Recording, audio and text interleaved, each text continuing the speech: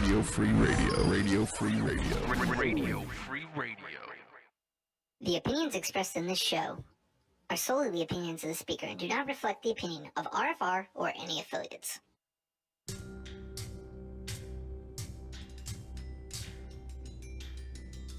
What is reality? Reality is what we believe to be true about the nature of our surroundings. But how do we come to decide that true nature? Do we conceive it completely on our own? Or do other devices gently sway our thoughts onto a pre-decided path? This is the hard question we must all ask ourselves as free humans on this planet. New skulls your reality.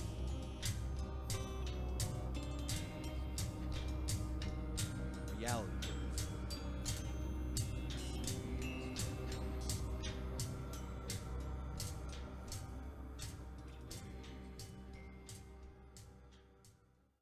Bang, wang, sang 'em. Wednesday night. You know what time it is.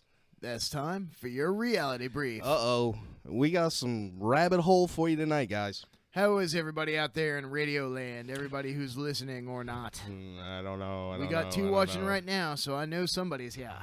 So look, we got somebody up in here. Man, I've been on a research frenzy lately, I guess you could say. Been digging through the CIAD classes, messing with going through patents, just all kinds of databases, just looking, man, searching, man, helping, trying to push this shit along. You know what I mean? Didn't you say something about a CIA document dump? There was. I talked about it last week, I'm sure, and the week before, probably. Briefly, yeah. But yeah, I've been going through that. But that's that's not the big thing. Well, it is the big thing, but not for tonight. In fact, that's so big, we have to wait even longer to tell you all about it because it's just so much to process. Seriously, you're like, oh, it's like that. But the worst thing about it, it's like that episode of Better Call Saul where they got to take the shredded paper out of the dumpster and put it all back together with duct tape. It's like wading through an endless sea of garbage looking for that golden penny, and it's in there. It's a giant Scrooge McDuckian vault, and you keep finding silver coins, and you keep finding, other things like that. But that golden coin, that sucker is in there. It slipped right by them. There's got to be at least one damn thing that slipped by them. There's got to be. And by them, I mean the CIA and accidentally putting out something that they shouldn't have. So anyway, I digress. Onto the CIA. This week, I came across. We get into something even weirder. I was actually trying because last week a couple weeks ago, you made the claim that Northrop owned the patent on the TREP. Yeah. Right. So I was sitting there thinking about that, ready to call your bullshit card on that, right? Mm-hmm. So I was looking for it, which I couldn't find it, and I never got around to talking to you about it because I found this. And this is the Quincy guy. Who is John Quincy St. Clair? To hell with John Galt. Who is John Quincy St. Clair? The short answer is, we don't know. Incredible things, patent applications, mind you, so they were never, accepted patents as far as I understand. But anyway, before we get there, we do have some news for you guys, and we're gonna try to keep it out of the Donald Trump wrecking the world variety of news tonight, because I think after last week, I think we need a little break from the violence that ensues from even trying to have a discussion about that. And I mean, that's incredible to me. You don't have a comment about what happened last week over there? All them hooting and hollering and people protesting and whatnot. No, I'm talking about right there in the studio, man. Oh, right here. Yeah. It's a shame that people couldn't have resolved their differences a little more diplomatically, that people felt the need to, get all in a huff about shit, but, It's just insane. You can't even have a conversation with somebody about Donald Trump, that I can, that man. we can, but if you support Donald Trump and you don't support, you think Donald Trump is literally the reincarnation of Hitler, then you guys can't talk to each other, man. You beat the shit out of each other on a continuous basis. Like, I literally saw two of my friends almost start swinging over this. Yeah, Donald Trump. wigging out over some bullshit. Wigging out over who's the best master, essentially. Whew.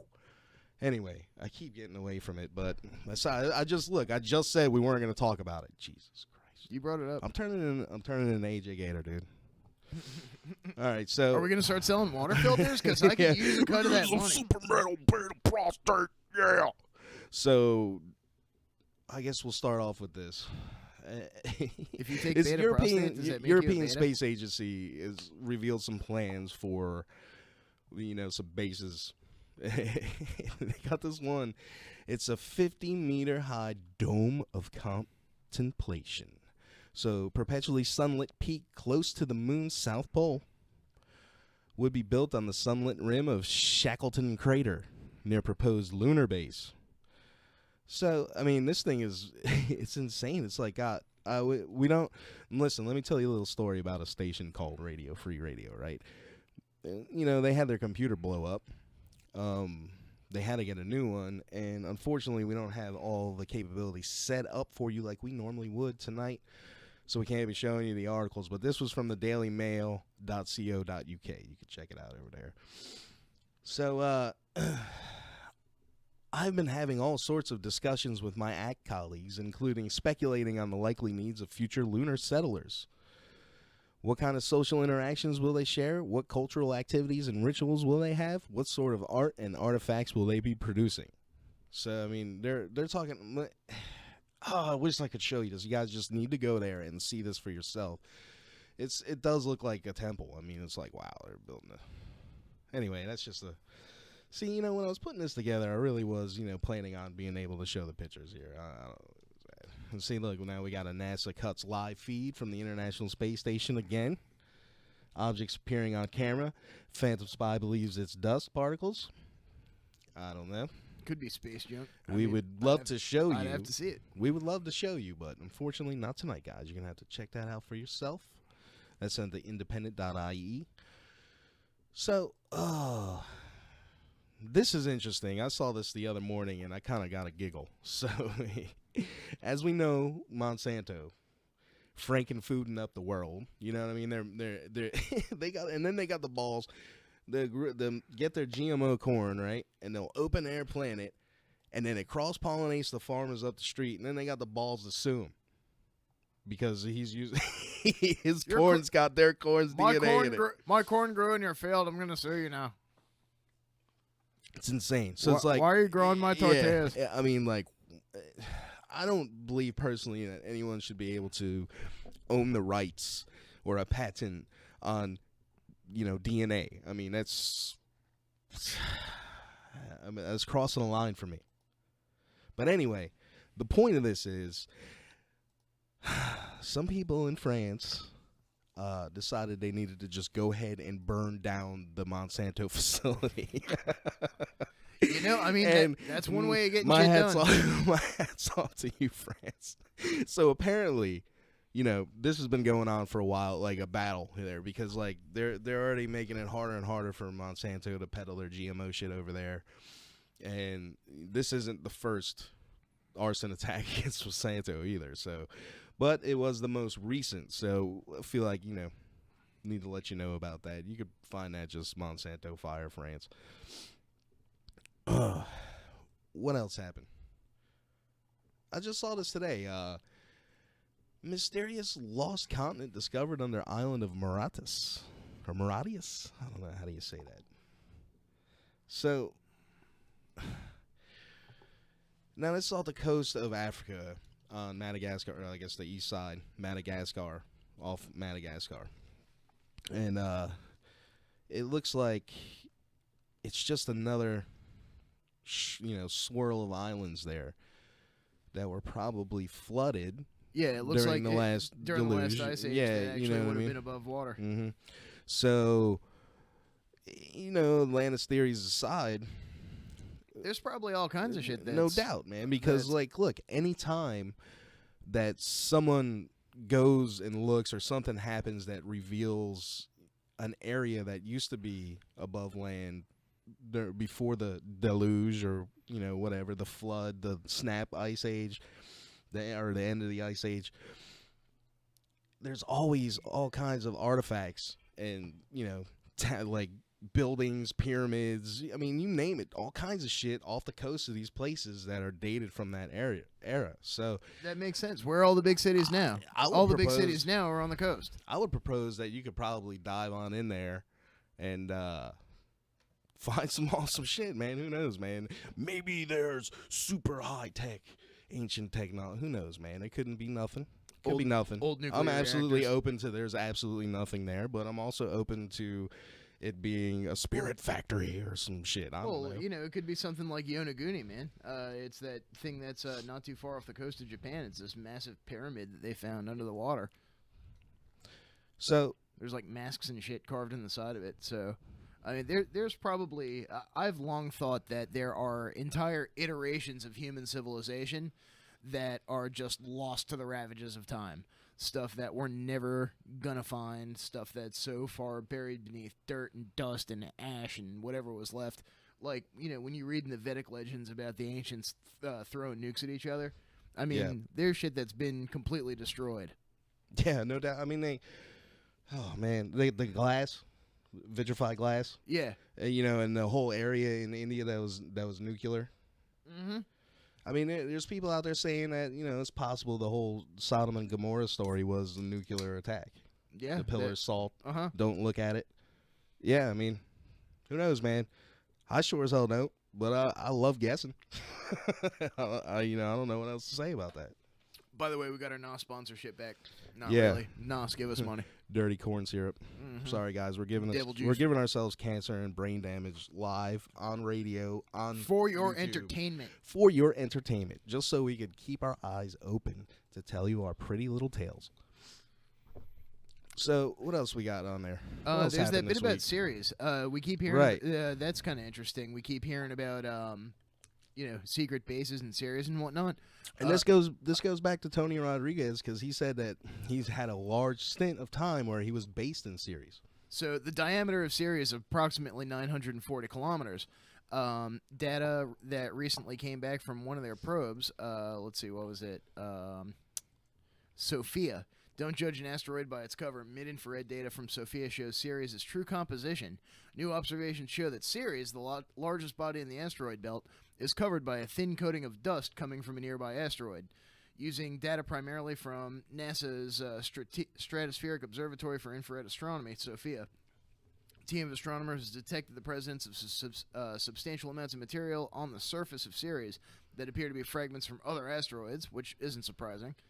Containing mostly silicate-rich dust particles, which, most of the terrestrial planets are silicates and iron, so that kind of makes sense. The observations are contrary to the currently accepted surface composition classification of Sirius, suggesting that it is cloaked by material that partially disguises its real makeup. Long story short, they think that there's a huge layer of water ice under a big mixed-up layer of dust, pretty much iron-rich and hydrous dust. And if you continue with carbonates, if you continue reading on that, and that's on NASA's site, which one is that? Is that JPL or is that just NASA.gov feature? So it's all under right, NASA's so, yeah, it's featured right on the news. front page. It just came out, I think, on the 17th or 19th, maybe. January 19th, yeah. Essentially, what they're saying here is they have no clue what it's really made of, because it's got all this shit on top of it that's shielding its interior makeup. But now keep in mind, we already sent the Dawn probe. Well, that's what this was coming from. Yeah, it mentions in here models of Sirius based on data collected by NASA's Dawn spacecraft plus ground-based telescopes indicated substantial amounts of water and carbon-bearing minerals such as clays and carbonates, explains Vernaza. Only the mid-infrared observations made using Sophia were able to show that both wet and dry materials are present on the surface of Sirius. So that kind of goes to the question of where would they get their water supply from if they had a base on Sirius? Well, it's probably right there on right Sirius. There. It's all they got to do is mine for it. What did they say they were doing drill. there constantly? Mining, constantly building out. So sucking the water in, building out. Sucking the water in, building. That's just my theory now. You guys argue with that if you want, but it makes perfect sense to me going along with this NASA story. Yeah. Well, they've speculated. but the other thing about it is, man, NASA, I got a hard time with anything from NASA. I might as well say Nazi. Yeah. You know what I mean? Like, but nobody else is going up there yet. So where else are you going to? Paperclip. You think the ESA is any better? I mean, no, I'm not. Yeah, I know. I'm not saying that at all, man. I'm not. Okay. No, man. Good. We're not playing the Good, Kremlin game. Okay. You know, The Kremlin, dude, you need to copyright that shit right now. Like, no way in hell I'm playing the Kremlin game with you. All right, so the Kremlin game. Yo, that's like a band name right there. yeah. Tonight, the Kremlin game. All right, so Appearing with essentially special guest, Starvation vast amounts of Monger. water on Ceres. And, you know, they initially thought it was something else, and now it's turning out that it's not. You know, I did read another article too that came out. It was a few months ago, I think, but they were explaining the lights on Ceres. You know, the lights on Ceres. Yeah, They were explaining it as the big shiny thing it was in the middle salt. of the crater. It was salt deposits, right? They're saying it was reflections from salt deposits. well, You know, I got a hard time with that when it shows up on the dark side. well, it doesn't. Ceres spins. It rotates. It's not tidally locked. I mean, it was my understanding of that it shows up when it's dark, on the dark side of it. Well, here. So, outside of that, we've also got, I think there was one other thing of note that came to my attention. Let's see. Rotation period. Let's see. Rotation Here and it is. axial tilt. The rotational a day on Ceres is 9 hours and 4 minutes. Okay. It has an axial tilt of 4 degrees. This is nevertheless large enough for Ceres' polar regions to contain permanently shadowed craters that are expected to act as cold traps and accumulate water ice over time, similar to the situation on the Moon and Mercury. About 0.14% of water molecules released from the surface are expected to end up in the traps, hopping an average of 3 times before escaping or being trapped. Okay, so that doesn't say anything at all about the lights on Ceres No, in the not at all. dark. No, not at all. Awesome. No, that's just talking about All right, how long it we'll is. leave that for another time because It's a we're not going 9-hour to sit day. here and do research in the middle of the show. So, this is interesting to me. Now, have you been keeping up with the Cosmic Disclosure Program? A little bit, yeah. I mean, have you? I mean, are you? In Did you general, watch? Did you watch the one that came out last night? No, Is what I mean. no. I did not watch the one last So, night. like, you know how they're always getting on this solar event that they're, you know, allegedly is going to happen sometime soon, where Yeah. it's going to, you know, it's supposed to have some Solar minimum. something to or do with ascension and the Law of One and the Blue Avians and all that. And sphere being I alliance and don't know whatnot. if I quite buy into that, man, but they're always talking about, and you know, and that's not the only aspect of this solar situation. I mean, there's plenty of other regular scientific evidence that points to something like that could occur, but they're always beating it and saying it's going to do something to your DNA, like, or it's supposed to wipe out the AI that's controlling everything. So NASA's been doing this study to protect high altitude travelers, so like you're flying around in a plane, from cosmic radiation. Yeah. Well, cosmic radiation is a very real thing. People in the Right. ISS say they have a terrible time sleeping. But they're talking about flying in a plane. Well, yeah, the higher up you are, the more, Right. the more I radiation you're exposed understand to. that, but why now all of a sudden? You know what I mean? If they always knew about it. Well, it's not like this is the first attempt to protect people from high altitude radiation. I remember reading a couple years ago, they posted something about how they have a new Star Trek-esque energy barrier technology that they could use to shield people walking across, the moon or Mars. Deflector from shields, solar dog. radiation. Yeah, they actually have deflector shield research is like really a thing. Wow. I'm surprised. That's what's it? That was actually kind of You know, old that was news. my sarcastic voice, right? Yeah, but it's actually a thing. Yeah, I mean, it doesn't doubt me. I mean, I don't doubt it at all. They just recently, you know, independently of each other, these people announced these findings. You know, one being the thing you were talking about pulling molecules out of the vacuum with high EM pulses, right? And Yeah, then CNN reported this in 2013. and then this Russian guy claiming that, you know, he's basically solved alchemy, like he can transmute one element into another. Bombard it with protons and whatnot. So you pull it out of nowhere, and then you turn it into whatever you want, and you've got Star Trek replicator technology. Yeah, and then you So, just right there is the groundwork for that. And then you just have to do it trillions and trillions and trillions of times. To Obviously, create, you like, need a some gram of matter. super quantum type computing shit. You know what I mean? Maybe even beyond that. I don't know. But with the rate that it's going and the rate that it should be, we ought to be there eventually. If we're not already. I Right. mean, because this little computer sitting here in front of me isn't the real deal. You know what I'm saying? This is nothing. Yeah, This is a toy. They had this pleb technology in 1965. Yeah. So, I mean, it's nothing. Yeah. The computing power that they have now, I think, would possibly be able to do something like that, man. Well, yeah. No, I mean, I've seen the inside of some, pretty big data centers, and these things are like, fucking half a football field just full of cray supercomputers. It's insane how much computing power that actually has. I mean, think about when you actually can compute in two spots at the same time. Like, you can your 1 and 0 can be both a 1 and a 0 at the same time. That's insane, man. You know what's even more insane than that? What's that? Wormhole generators. What? How insane are wormhole generators? Pretty insane, dude. Jafar Cree! I How about a think- Qi amplifier? Or a magnetic monopole spacecraft? Or an electric dipole spacecraft? There's all kinds of wild stuff that, guess what? There are actually people out there, well, one guy in particular, as we've talked about, this gentleman, John Quincy St. Clair, who have tried to patent things such as these. And this is a real thing. And we've gone on to, we have a bunch of stuff that we found. Zapatopi.net. If you go on here and look up, and this is stuff back from like 2006, so this is not new news. But what's actually kind of interesting is that there isn't anything new about this, and that everything associated with this guy is a ghost. Everything associated that we've looked for concerning John Quincy St. Clair, apparently he filed for the patents from Puerto Rico.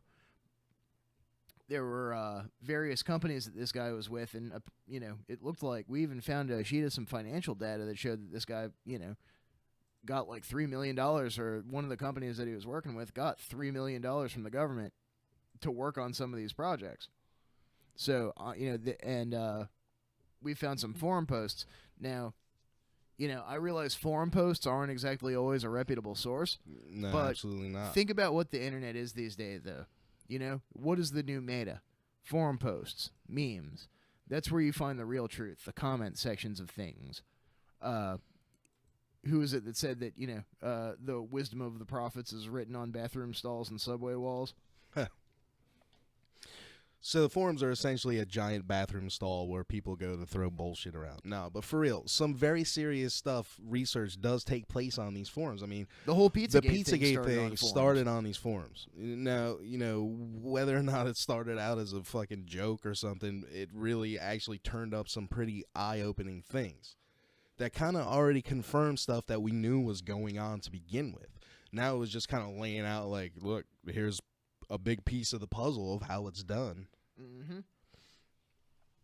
So this guy, he's got these patents, right? So one was from wormhole technology, right? Yep. Yeah, All this guy actually applied for a patent on a wormhole generating machine. And now most of these patents were applied for in like what, 01, 02? April 6, 2006, on an apparatus which enhances the ability That's of when a it was. person to That's perform. when it was processed, though. When was it applied? When did he apply? You got to go to the other site. The Google site gives you the application date. So anyway, most of them were done, I think, in between 01 and 03. Okay. And then, they take a couple years to go through the process. Oh, filed October 2nd, 2004. All right, so this one was later. What else did he? Well, let's see. We've got this one is pretty cool. An apparatus which enhances the ability of a person to perform remote viewing by connecting the human spiritual eye to the tetrahedral geometry of space. Well, I'm certainly willing to give that a shot. I like remote viewing. Right.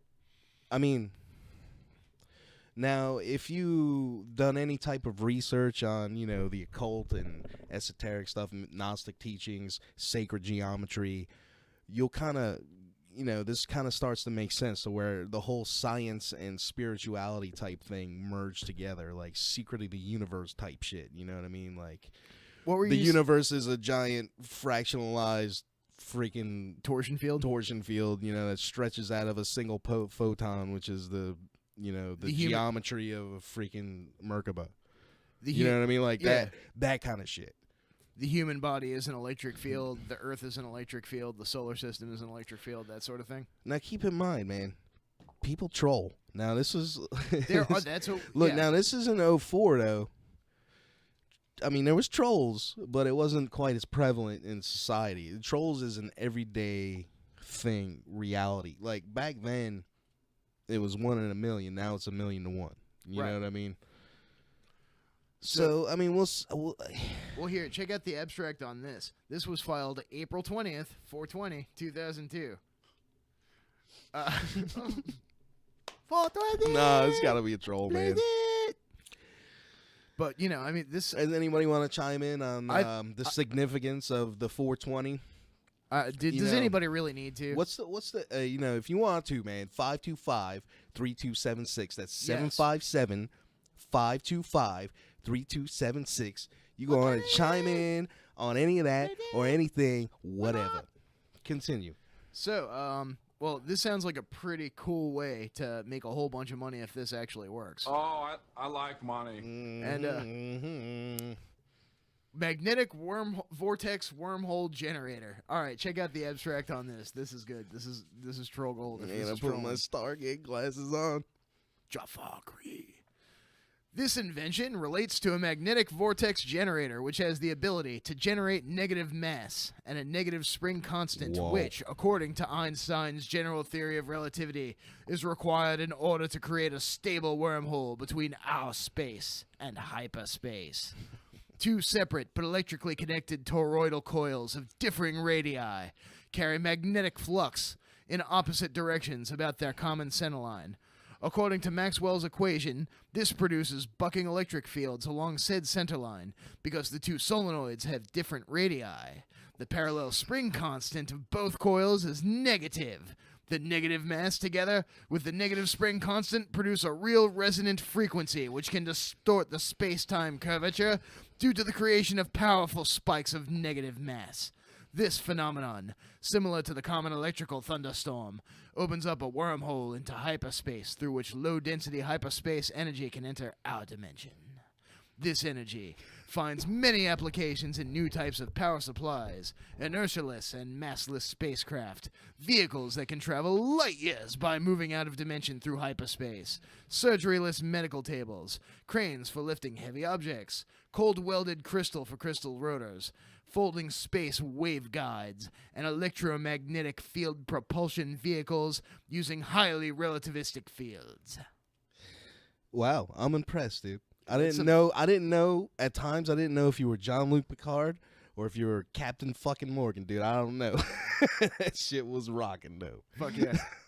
So you guys get that? Wormhole technology, electromagnetic fields flowing backwards and forwards. Fuck this cats dimension. And dogs. I'm out. You know the drill. So this guy does that. Out like Rick Sanchez. What else has he got? Electric dipole moment propulsion system. This invention relates to a spacecraft propulsion system utilizing a rotating octagon of trapezoidal, electrically charged flat panel. Holy shit, rotating. Dude, you remember that guy? That mad scientist dude?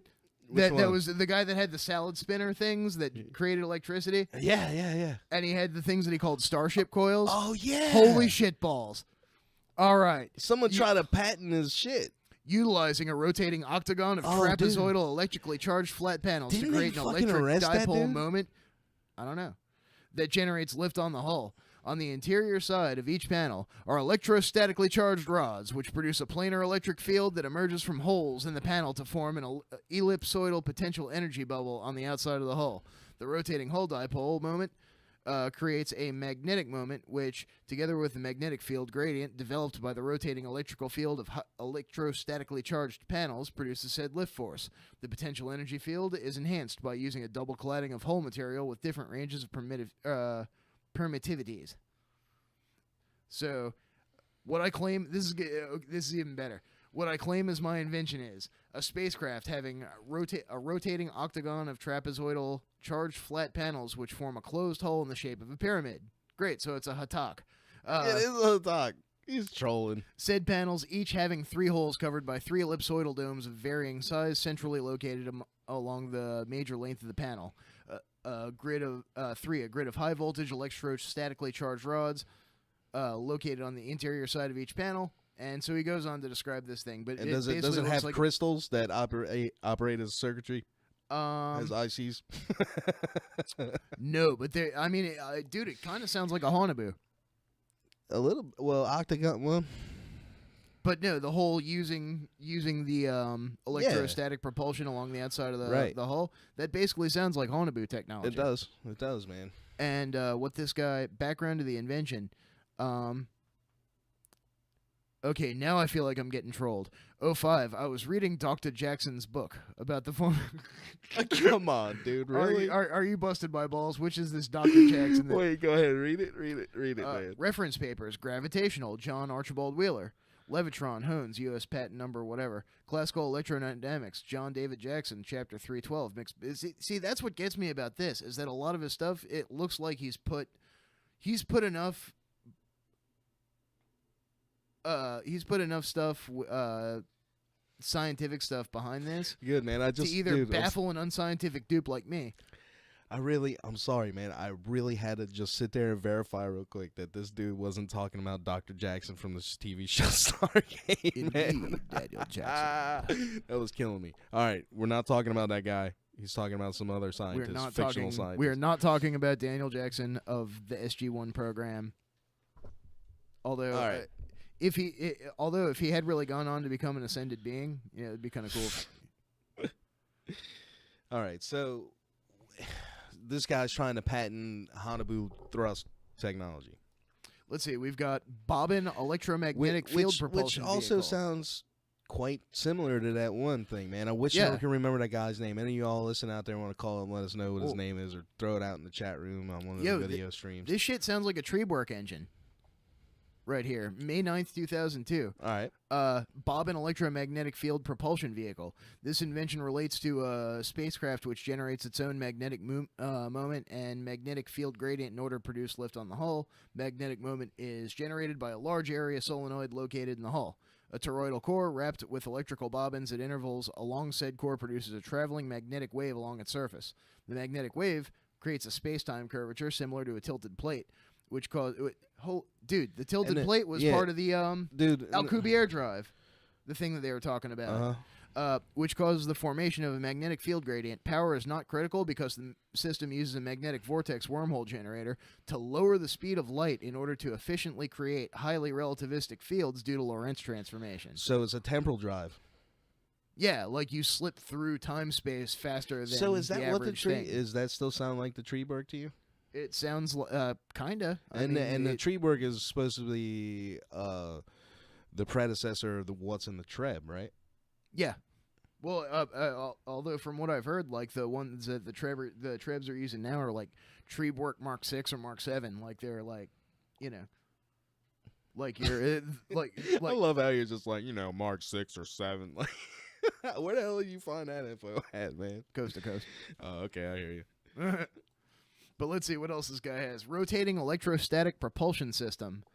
So let's see. This invention relates to a spacecraft propulsion system utilizing thrusters comprised of a motor-driven electrostatically charged cylinder rotating within an electrostatically charged annular ring for the purpose of creating a space-time curvature, stress, energy, tension in the horizontal direction. The thrusters are augmented by magnetic vortex generators, either embedded in the cylinders or located above each thruster, for the purpose of increasing the permittivity of space by permeating each thruster with low-density hyperspace energy generated by a wormhole created between airspace and hyperspace.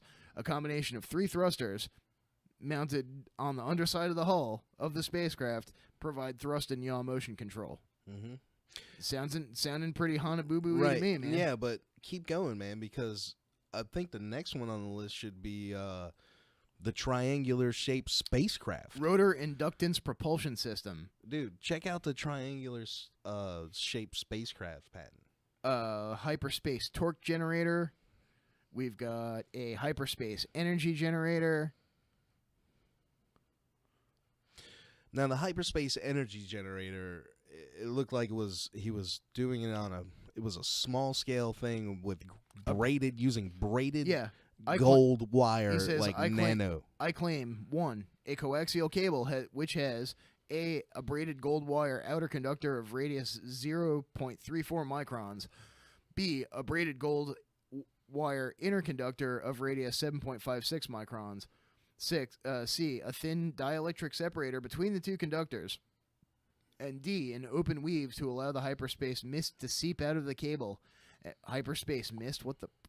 to seep out of the cable and permeate the surrounding material in which the cable is embedded. 2, a specific relationship between the physical dimensions of the coaxial cable given in to items 1A and 1B to follow the following tetrahedral space subspace couplings. A, the ratio of the area to volume ratio of the tetrahedron to the area to volume ratio of its circumscribing sphere equal to 3:1, with a coupling to the natural logarithm of the ratio of the radii of the conductors. B, the ratio of the area of the 3 square of the planar tetrahedron to area of the 1 square equal to 3:1, with a coupling to the Planck mass and the linear inductance of the cable. B, the distance between the base constant and square roots times square root over 4 divided by 3 times the base constant equal to bunch all right, of so numbers. essentially you braid I'm nano. thoroughly baffled. You braid this nano golden wire in a specific way, and then it supposedly draws energy from hyperspace.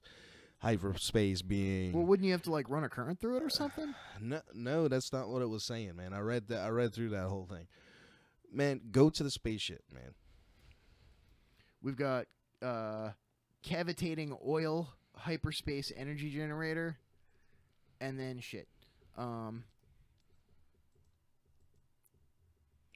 the spacecraft was the magnetic monopole spacecraft. There was that. No, that's not the same one. This dude has literally a gazillion patents. Look, there's one in there that doesn't even have to do with spaceships. It's got to do with enhancing your ability to remote view. Yeah, there's Now, one of the things that Qi machine. Now, one of the things that I had learned, and I think I talked about this once already, but I will fill you in again because I'm sure if I forgot, you probably forgot. The CIA documents, without a doubt, they were doing remote viewing. Up until this point, it'd been kind of up in the air whether or not they were using it as actionable intelligence. Well, we have found evidence of them doing exactly that, and Using also remote viewing for actionable intelligence. and also contracting it out. To who? Don't know that yet. Hopefully we can find out. I doubt it, but we're working on it. So Probably some schmucks like the people from Archer. this guy comes up with this way to increase your ability to remote view with these patents. Yeah. Well, there was also a Qi Energy Amplifier. An invention. This invention is an energy amplifier. It basically looks like imagine a flattened sphere, like two big walks on top of each other with a cable sticking into it. The invention is an energy amplifier that controls the direction of the second co-gravitational K field by means of a slot antenna located in a resonating sphere. The hyperspace mass flow rate entering this dimension is determined by the frequency of the antenna.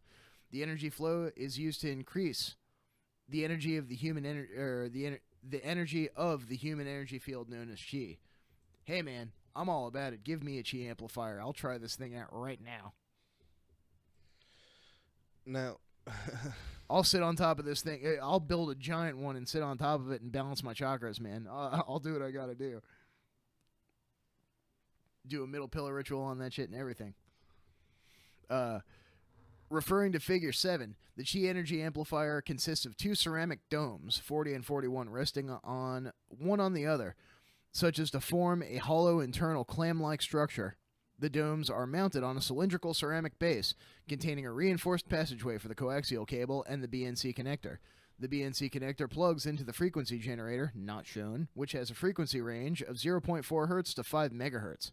Referring to Figure 8, with the upper dome removed, the coaxial cable 44 extends through the base into the lower dome. The cable is soldered to a slot antenna.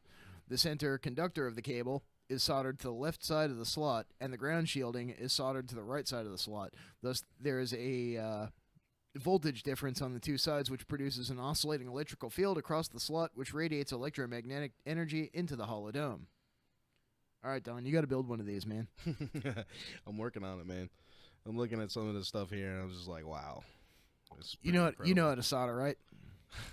It's a Qi generator.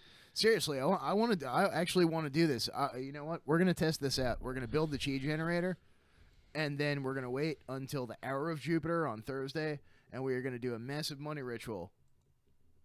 You know, we'll break out the geisha, we'll break out the triangle of the art. You know, we'll summon some stuff up, and then we will go down to Happy Shopper and buy $3 scratchers and see how much we win. No, we're not gonna do that. Why not? All right, so here's the patent on the triangular spacecraft.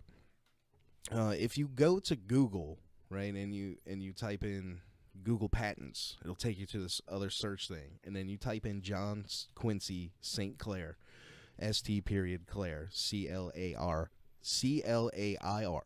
John Quincy St. Clair. It'll pull up the list of all this guy's patents. And now there's one here for a triangular spacecraft. A spacecraft. All right, so now this one was filed in 2004. All right, it was published in 2006. A spacecraft having a triangular hull with vertical electrostatic line charges on each corner that produce a horizontal electric field parallel to the sides of the hull. This field, interacting with a plane wave emitted by antennas on the side of the hull, generates a force per volume, combining both lift and propulsion. So essentially, it's a triangle with three of those motors that Dan was describing in great detail on each corner for greater stabilization, like it was saying in that patent. Mm-hmm. So it says a triangular hull in the form of an equilateral triangle, two copper plates attached on opposite vertical sides at each of the three corners of the hull, such as a sharp vertical edge is formed where they come together. So they need these copper plates at the corners, at the tips of the triangle. Well, all right. You know, an electrostatic generator used to charge the back two copper-cladded corners to a high positive voltage, and the third forward copper-cladded corner to a high negative voltage. A horizontal slot antenna array mounted on the sides of the hull, and a frequency generator, antenna, and coaxial cables to drive the antenna array. I'm sorry, what were you going to say? Oh, go ahead. So wait. Now, this is different. He's charging up. This is very interesting now. To create claims by interaction of the electrostatic field with the electromagnetic waves such that combined space-time curvature pressure. All right, so he's charging it up. Essentially, this is assuming that gravity is like electricity. It's not. There's a positive and a negative to it, and right. It's electromagnetic in nature and not related to mass. Well, Burkhard Heim thought that if you were able to somehow generate giant magnetic waves like that, that you'd be able to create an anti-gravitic force. Which it makes complete perfect sense to me, though. You know what I mean? Like I wouldn't have a problem if they all of a sudden said that gravity was electronic in nature. It makes sense to me. Well, and all these types of things, like the you were whole just point describing. of unified field theory is to point out that gravity, electromagnetism, strong nuclear force, and weak nuclear force are all four manifestations of the same force. You know, kind of like how earth, fire, air, and water are all manifestations of spirit. So essentially, they're using electricity, right, to dispel gravity. Right. This one isn't using three engines, but the picture clearly shows three spots where you would think there would be an engine. The horizontal slot antenna array. Those are antennas. So, I mean, is this actually how the trib works? Or is this a troll? I mean, is this just something that was put out there? Here's another interesting theory. What if this was put out there just to get people like us to like, To- back to that again? You know what I mean? Like, Yeah. the trap. You know, like, Just a rabbit hole to throw assholes like us down. yeah, like here, fuck around with this for a while we do what we're really doing. You know what I mean? Like, throwing you a bone kind of thing. Well, I mean, if DARPA had a problem with us talking about this, then it wouldn't be on the internet. Yeah, no doubt. There's no way it'd be on the Google patent. Like, okay, here's one that throws me off. It's the application for a magnetic vortex wormhole generator, and it really just looks okay. This one's got more pictures, but it really just looks like a big piece of metal with a hole cut out of it, and then there's like a big evocation triangle in the middle of it made of steel welded together. It's like a circle inside of a triangle on top of a big trapezoidal thing right in the middle of the circle. And then there's these, weird coils that go around the edges of it. So I assume it looks a little different when it's actually all built, but it's not like he really gives. These are patents. It's not like a guidebook, at least not to somebody like me. Yeah, and not only that, these are patent applications. This one was granted. This was July 11th, 1972.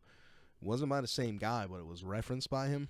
Mm-hmm. Method and means for creating artificial gravity in spacecraft. Damn. And this one was granted. This is... Really? Is that what that means? That's pretty cool. It's pretty crazy. I mean... Harry B. Fucks. Seriously, look at his last name. The guy's last name is Fuchs. I don't know how else to pronounce that. Secret Space Program Fuchs. guys will tell you they have anti-gravity flooring. Yeah, or gravity flooring, like. Yeah, whatever, gravity flooring. Gravity manipulation flooring. Yeah. Super heavy tiles And so crashing through the floor. So also, though, now, did you find the remote viewing thing? no. Hang Alright. on, I'm still looking. And you know what? Not all of this guy's patents are for wacky stuff. There's like one of them that's for diamond tools and method of making the same. Mhm. So it's just manufacture of grinding tools and other grinding devices, e.g. wheels, not otherwise provided for by stacking sheets of abrasive material. So, I mean, like, not all of it's... Man, maybe that's got to do with the creation of these craft. Yeah, you're going to need things like that to build this stuff. Quite possible. I mean, yeah, that's quite possible.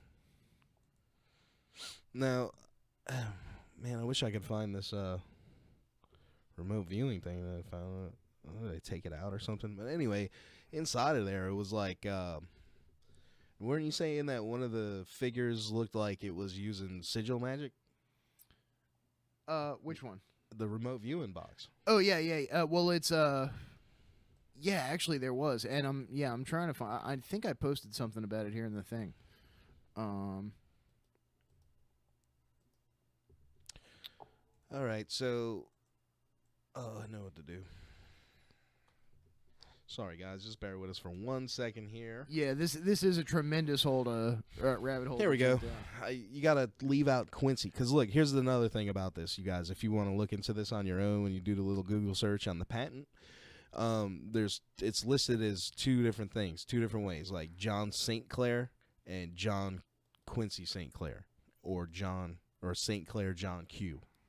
So, either way, it'll get you different patents, but it's the same person. It doesn't really look like there's a whole All right. lot of electronics that go into this remote viewing thing. No, that's what's so crazy about it, considering it's using magics. An apparatus which enhances the ability of a person to perform remote viewing by connecting the human spiritual eye to the tetrahedral geometry of subspace. Wow. Claims. So, essentially... Hey, these are pretty tall claims here. Check these out. One, a remote viewing station comprising of A, a rectangular box frame made of wood having a length of 6 feet and a width of 4 feet and a height of 6 feet. B, a large sheet of 1/4-inch plexiglass having an index of refraction of 1.5 mounted on the right side of the item, 1A. C, several wedge-shaped clear plastic spacers 3 inches in width and 8.5 inches in height, having a wedge angle of 30 degrees, that are mounted on the interior right side of item 1B. D, a shorter sheet of quarter-inch plexiglass having a length of 1.5 feet mounted on item 1C parallel to item 1B. E, a wide bench on which the remote viewer sits so that the remote viewer can align his sight along the wedge angle of item 1C. D, a remote viewing amplifier that, or 2, a remote viewing amplifier that A, diffracts the spiritual eye of the remote viewer across the edge of item 1D at an incident angle of 60 degrees to the normal. B, refracts the spiritual eye at 35.26 degrees to the normal due of the refractive index of item 1A according to Snell's law of refraction. And C, aligns the spiritual eye with the tetrahedral geometry of subspace due to the diffraction-refraction combination of item 2A and 2B. Okay, so it seems like to me that this is playing on the whole, what is it, toroidal? The torsion fields? About how the theories about the pyramids and stuff are torsion field funnels, essentially, and how it's triangles stacked on triangles, which is all goes into the sacred geometry and ends up being the same damn particle, but it's sucking in that energy. So I think this might be trying to play on that same thing with the whole, energy of the universe thing, aligning. Because look, I know it sounds freaking ridiculous, but look, we know they were remote viewing and they were using it for actionable intelligence. So, and they've been doing it for a long time. You can't deny that this is real. Remote viewing is a real thing. All right, so how the fuck does it work? Is doing this shit. Can you tell me how it works? I mean, can you? No, you probably can't. So this is as good as a guess as any. Close your eyes and use the force. You know what I mean? Like, we know it's got to do with your third eye, which is your pineal gland, right? Which is the gland in the center of your brain that's got rods and cones in it and produces DMT. And then what we know about DMT is when it's contracted, that it's the best shit on earth. When it's contracted, it emits colored light instead of electricity. All right? So you got DMT in your pineal gland squeezing on it. It's essentially an eye. It's seeing colored light. It's showing you shit. What's the connection there? I mean, there's something there with that. They're using the pineal gland, I think, for remote viewing. How exactly it works, I don't really know. So this guy is saying that you build this box to align the energies into your pineal gland, however way that is, and it hooks you right up with the universe, so you could just remote view like a mofo. You know what I mean? Like bam, like bam, like bam. Instant gratification. Now, this may be a fun experiment, because this seems very simple to create. It's not, there's no electronics involved in it at all. Yeah, we should definitely build one. Like, I want a remote viewing box. I'm gonna, yeah. Now, the geometry, the way it works out here is what he was talking about. What was it, a locating sigil?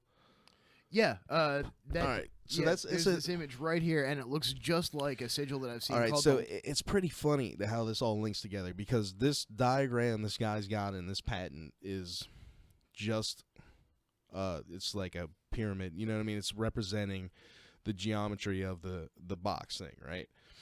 And it's just a pyramid-looking thing. But if you take one of those locating sigils and you put it up there, it's the same thing. Like, it doesn't have the outer edges and stuff, but the lines and the arrows all match up. So it's like, the locating sigil was based on this. Or you know what I mean? Like the linking sigil. Or linking sigil, I'm sorry. It's a thing out of chaos that's emerged from chaos magic. But it's the same as this. So, I mean, it's just, again, is this a chaos magic troll guy? Like, I don't know. Another we need to build the shit. A fellow Discordian, perhaps?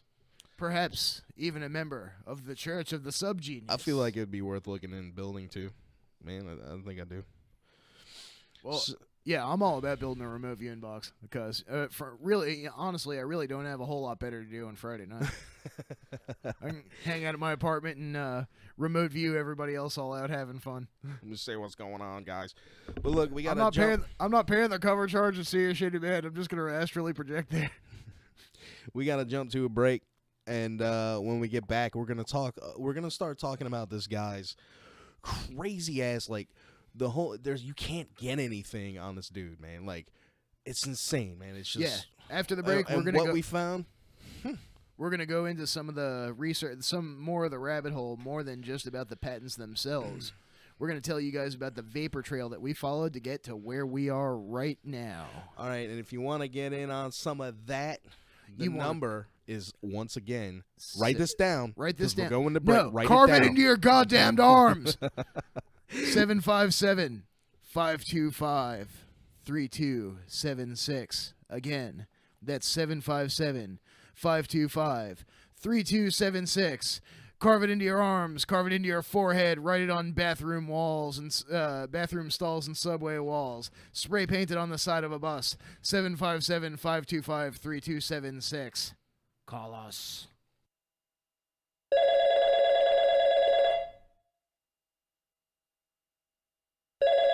Hey guys, this is Ron from Ron to the Hills, and we want to hear from you. Give us a call. What's up, Internet? This is George of the Chocolate Milk and Waffle Show. And I'm Terrell K. Mercer, also of the Chocolate Milk and Waffle Show. And we would like to invite you to tune in every Thursday from 8 to 9 on RadioFradio.com. Hey, it's Justin from Deprogrammed. Do you like to talk about your favorite bands with your friends? Yeah, well, me too. Tune in every Tuesday night at 10 p.m. to hear us do just that. Only on our station, Radio Free Radio, RadioFradio.com.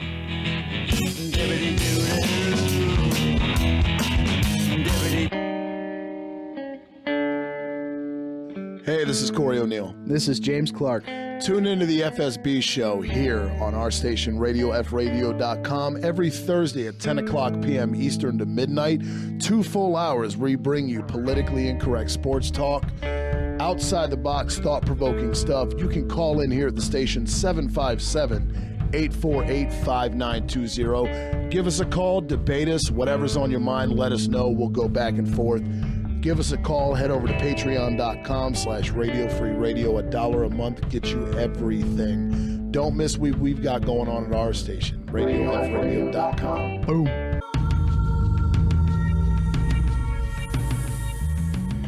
Do you ever feel like there's something wrong in the world around you? Do you feel like you're being lied to? Do you think you know more than the people in charge? Join us as we answer these questions and many more.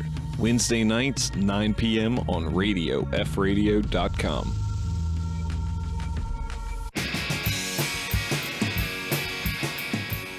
Hey guys, Matt and Justin here. Do you like things that are funny? Do you like music? Do you like talk?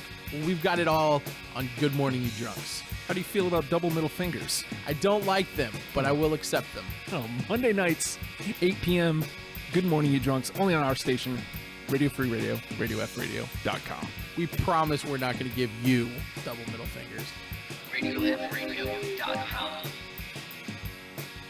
Did you know that Radio Free Radio has over 100 videos on their YouTube channel? It's true. Check it out. Go to YouTube and type Radio Free Radio, all one word, into the search bar and click subscribe.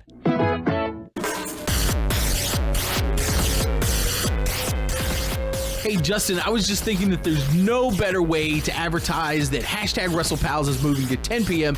every Monday on Radio Free Radio, RadioFradio.com, than to cut our own wrestling style promo. Do it. Monday nights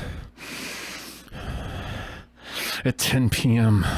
Hashtag WrestlePals take the airwaves.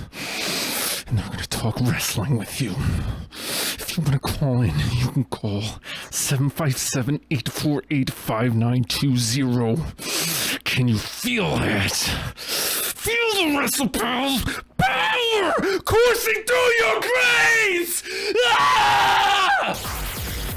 I think you just had an aneurysm. That's hashtag WrestlePals every Monday, 10 p.m. Radio Free Radio, RadioFradio.com.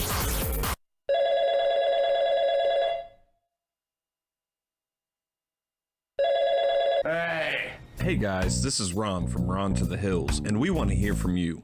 Give us a call at 757-848-5920. Shoot us an email at ronhillsshow@gmail.com. Like us on Facebook /Ron to the Hills, and now you can Skype us at ronnie.hills too. Come on, join the Hill people today. RadioFradio.com. I'm not a bit surprised that the Federal Reserve got to the Senate. I had expected Bernie Sanders to offer 604, which was the same as 1207, which is the Audit the Fed bill. And at the last minute, he switched it and watered it down. And really, it adds nothing. It's a possibility that it even makes the current conditions worse. This is essentially the bill plus more of the bill we beat in the House Financial Committee, the Mel Watts bill. But this is so disappointing to me that this happened, especially since for months now I've worked with Bernie on this, and he introduced the bill in our language, which was 1207. But as we speak, this is Thursday night. They are working on this on the Senate floor, and we need to get as many messages as possible to any senator you can think of, especially to Bernie Sanders' office, that we don't want this version. We want a true audit of the Fed. We need to know what the Open Market Committee does, and we need to know what they're doing overseas with the agreements with central banks and financial institutions and other governments. And in this bill that is being offered, that amendment that is being offered now does not include this. So I am sure that Senator DeMint is working on this and may come up with an alternative. But the only thing that would be fair to the American people, after all this work and energy that we've put into this, is have an up and down vote on what was our 1207 in the House, which is 604 in the Senate. Yes, they may water it down and they may win it, but if they don't have an honest vote on a Senate floor, to me it would be very, very discouraging. But it also shows what kind of forces we're up against. The president doesn't want this. The leadership on Wall Street doesn't want it. The Federal Reserve doesn't want it. So they're powerful forces. But just think of the people that do want it. You know, everybody from progressives and liberal Democrats to libertarians and constitutionalists and the average person, so many of the Tea Party members, they all want this. They want transparency, and they want to find out what's going on at the Fed. So it's very, very important. It's a crucial time. And whether, I doubt if they'll vote tonight, which is Thursday, but they may vote tomorrow. Who knows? They may vote Monday. But it's vital and urgent that we do as much as we can to bombard the Senate with information that we, the people, deserve to have an up and down vote on Audit the Fed bill.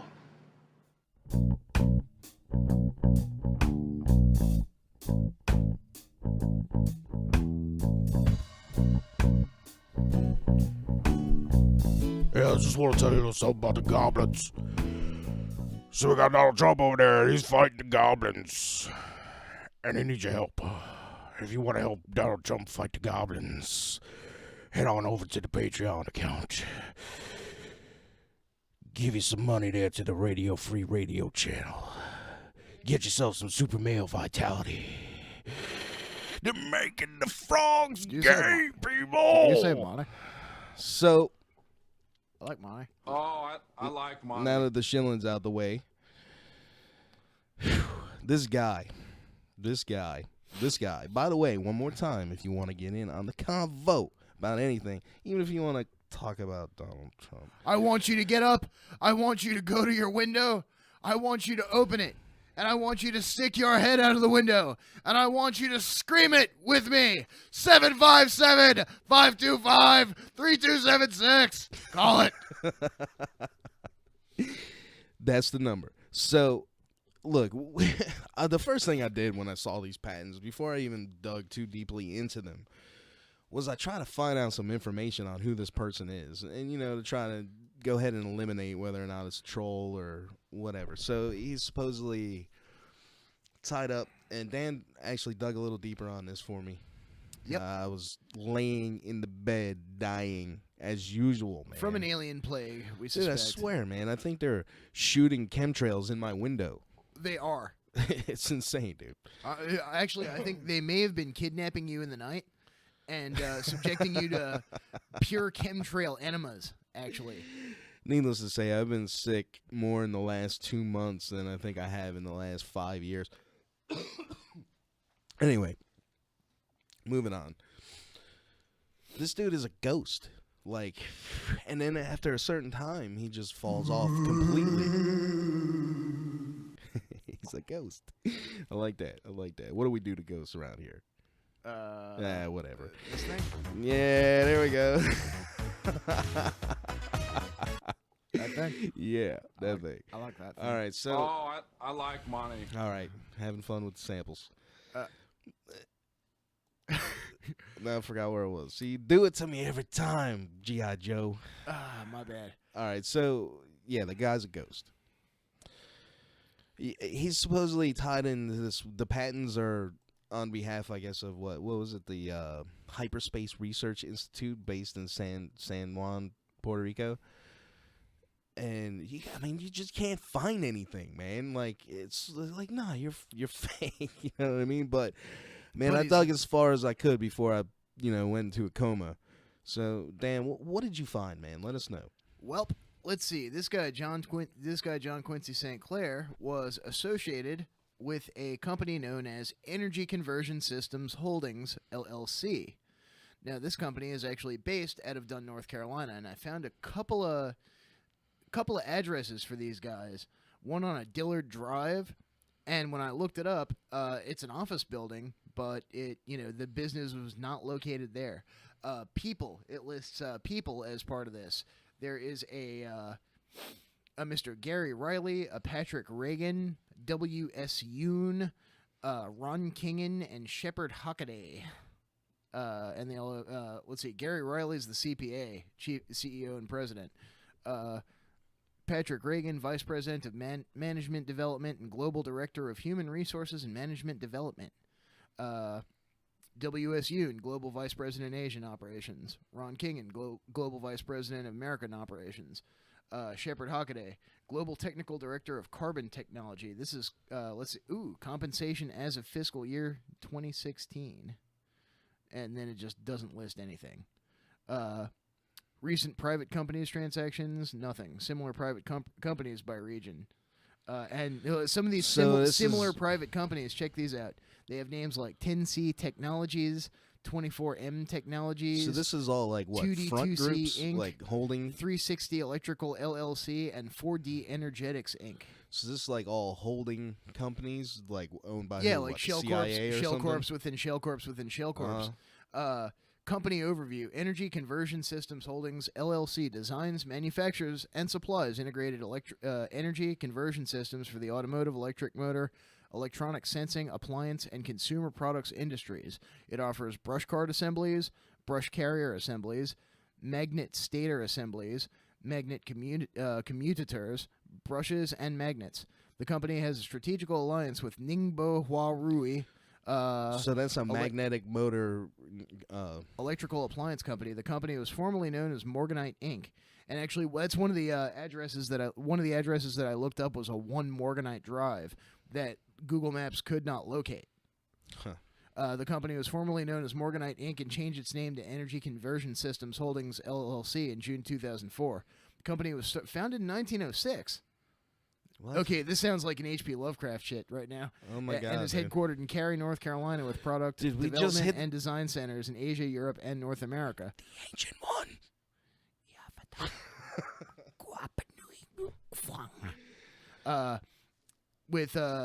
Developed design centers in Asia, Europe, and North America. Energy Conversion Systems Holdings LLC is a former subsidiary of Morgan Crucible Company PLC, founded in 1906. And we have not actually tried to reach their phone numbers yet, so we may delve into this. Limited time. We can only bring to you so much at a time. We're gonna have to definitely dig further deeper into this, as you guys will see as time Here's goes the on. 1 Morganite Drive, and there's nothing there. Although it says EPA regulated facility. Right. For what though? Yeah, and then 3-year compliance status, last 12 quarters, straight unknowns or blanks. What the fuck? Days since last inspection, 1,343. Clean Air Act, no violations. Let's see. Permit type, synthetic, minor. Clean Water Act, nothing. Unknown. Now, if you search, like if you go to the Google patent thing and you just open up the patent, like say the triangular spaceship one, and then you click on the guy's name and it takes you there via that link. Well, there's another guy that pops up that's affiliated with. The names are very similar.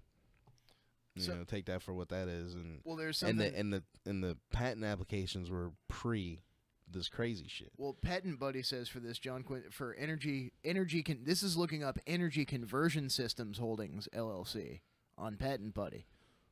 It's a Black Hills IP company.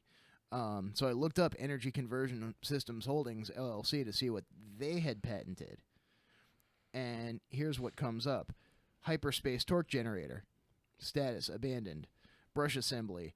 All sorts of method for achieving grain orientation control through hot pressing techniques, brush assembly, shape memory alloy wire actuator, 2-conductor split ring battery post connector, carbon brush holders or cards, methods and results of manufacturing commuters, and a lot of these say expired or abandoned.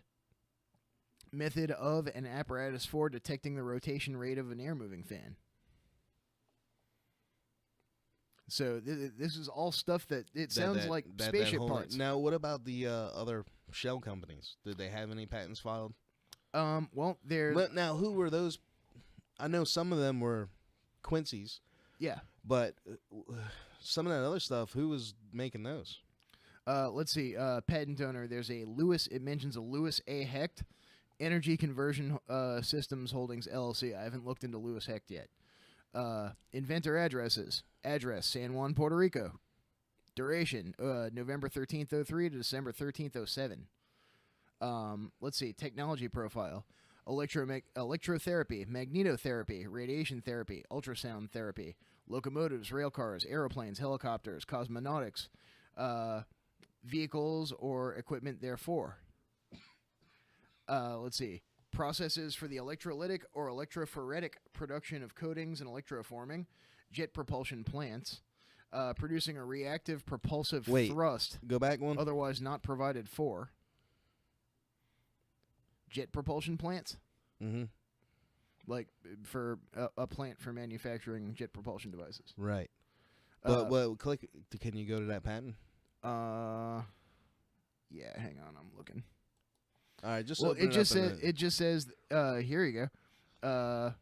F02K description: jet propulsion plants, arrangement or mounting of jet propulsion plants in land vehicles or vehicles in general. B60K, arrangement or mounting of jet propulsion plants in waterborne vessels. B63H, controlling aircraft attitude, flight direction or attitude by jet reaction. B64C, arrangement or mounting of jet propulsion plants in. Okay, so basically it's putting jet propulsion on cars and shit. Rocket nozzles. Yeah, here you go. Plants characterized by the form or arrangement of the jet pipe or nozzle. Jet pipes or nozzles particular there too. Plants characterized by the form or arrangement of the jet pipe nozzle. So that almost sounds like a troll. You know how they got them funny cars with that had the jet motors on them? Like the fire truck that was I mean, but who would go through all that trouble for a troll, man? I mean, and who are you trolling, really? Us? Really? Yeah, just people who... I mean, this stuff is getting manufactured for something. Yeah, I mean, like... And so, yeah, here we go. We see optical elements, systems or apparatus, waveguides, resonators, lines or other devices of the waveguide type, aerials, educational or demonstration appliances, appliances for teaching, communicating with the blind, deaf, mute, models, planetaria, globes, maps, diagrams, signaling or calling systems. So, I mean, there's some stuff in this guy's technology profile. And here, it even lists here, the Qi Energy Amplifier, Water Energy Generator, that's kind of new. Photon spacecraft, triangular spacecraft, full body teleportation system, internet. Here's the weird thing: internet accessible mailbox system. I mean, didn't they invent email a long time ago? Rotor inductance propulsion system, hyperspace energy and torque generator. So yeah, all that shit's here. Mm-hmm.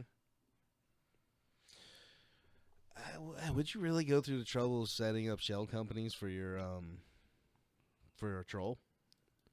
Why would you do that? I know. And how would your shell companies get $3 million from the U.S. government for doing that? Why don't you bring us there? Bring us that? Yeah, you touched on it, but I don't think you really quite explained exactly what happened. Let's see. I hope they got Excel on this computer. Otherwise, I'm going to have to Google Docs that shit. Let's see. Patents. Man. One thing while I'm looking that up, here. There, open this up. This is energetic form, water fuel, Stanley Meyer True 5 HTML. Check that out. And like some of the forum posts about this, it's basically I'm gonna post this on the Reality Brief page too for all of our listeners out there in Radio Land. But all right, so hello you all. I need your help for my project. I'm going to describe what I'm doing so you can understand what I'm talking about. In advance, I can say I ran many tests and got my transistors blowed and also exploded sometimes. That's why I may need help. I can't figure this out. Description of what I'm doing. Basically, I want to use from 100 to 50 watts from a car battery, 12 volts, to drive a step-up transformer that matches the impedance of the resonant tank that is composed of a high Q inductor and a capacitor connected in parallel and a load in series between them. The transformer should be able to use about 3 to 10 amps max from the car battery and transform it to about 40 kV or 1 to 2 milliamps. This would create a high voltage for, say, about 40 kV and current about maybe 5 amps recirculating on the tank circuit in a few milliseconds. At the startup, the current on the primary will be greater, and when the tank is full, the primary impedance should rise.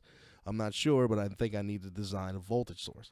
All right, so what this guy is talking about is essentially a hydrogen generator that creates hydrogen from water.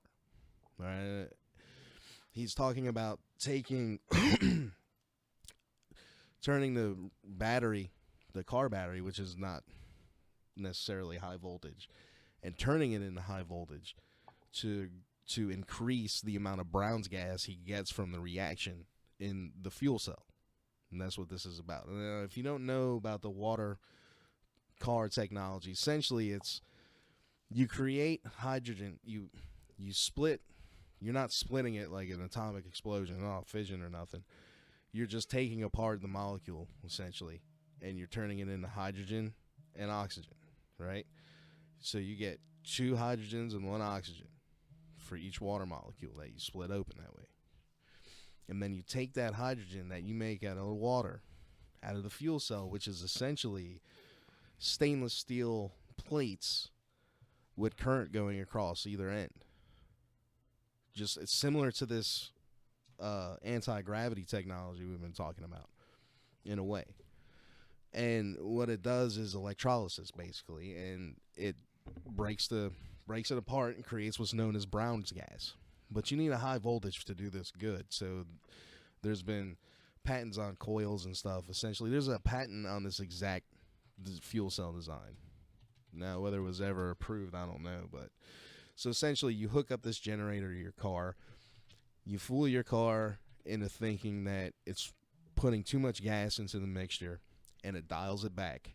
And then you're using, some people were claiming 90-10, which I don't know, might be a little much, but so you're using that hydrogen and your gasoline in the gasoline motor and still getting the same thing like you were running straight gas.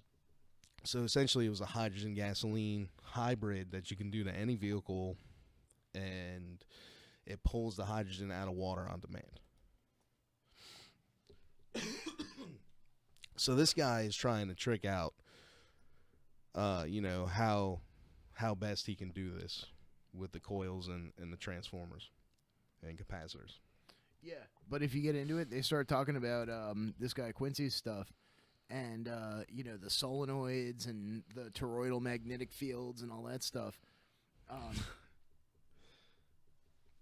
Like here, hit Control F and look for Quincy real quick. Well, I mean, this hydrogen demand system is pretty interesting. I could talk about that, dude. Now, they want the hydrogen cars. You've seen the hydrogen cars, but what they want to do is have an infrastructure similar to gasoline where you got to go to the gas station and get your car filled up with hydrogen. which is silly when you can create it on demand. Now you create it on demand and you burn it up like gasoline, and the byproduct is water vapor. Right? So now, to get this to work efficiently, you obviously need to design a motor that's specifically to run on that hydrogen, which you've already done, I might add, because you've got a car that can run on hydrogen, except you got to go to the gas pump to do it, right? Right. So they still got you under their thumb. Now, if you could just fill your car up with some water and put a little bit of powder in it or something, are you kidding me? Who, you know what I mean? Like, they don't have their monopoly on energy at that point, and they can't have that. So this is why we don't have. And you got people, which I'm sure this Quincy guy. Now it's not fresh in my memory, but there was the guy who pioneered this shit, turned up dead, and I'm thinking that might be this dude. But I mean, the technology works. I've actually built one of these. I haven't even looked for obituaries for this guy. The technology works. I've actually built one of these generators, and I was working on the design of my own. I never finished it though. I mean, the car that I had that I was going to, make specifically for that, I had to get rid of. So one day, maybe, never, it'll go right next to my last effects pedal. Yeah. But you never know. So. Yeah, here we go. Okay, so energy. What's it? This is in a 2007 report. Says that Energy Conversion Holdings Systems Holdings LLC was authorized. Let's see, there was an authorized. This is from Export-Import Bank of the United States. So this is coming from the federal government. A total of $3.6 million. One deal worth $3.6 million in 2007. They were given that money as a primary exporter. Deals by program. Let's see, with $3.6 million in working capital. No guarantee, no insurance, nothing. Let me see that. See here, line 211, Energy Conversion Systems Holdings LLC, and every other column in this sheet is blank except for one deal. They were given $3.6 million. Look at the other companies with the same exact amount, with the same exact Advanced no Lighting markings in the columns. Yeah, and there's a bunch of others in other categories too. Advanced Lighting Technologies, ATSI Holdings, Azores Corp, Can USA Corporation, Deltec Corp, Energy Conversion Systems Holdings LLC. There's our boys. Generon IGS Inc., HPE Inc., Intraplex Technologies, Membrane Technology and Research Inc., Marasco Inc., Farmco International Incorporated, Stride Tool Incorporated, Xanti Corporation, spelled Xante. And it's all the same exact amount of money, all with the same no markings. I'm going to go out on a limb here and say we can allegedly say that this could be a whole cluster of shell that these are all the same entity behind this, allegedly.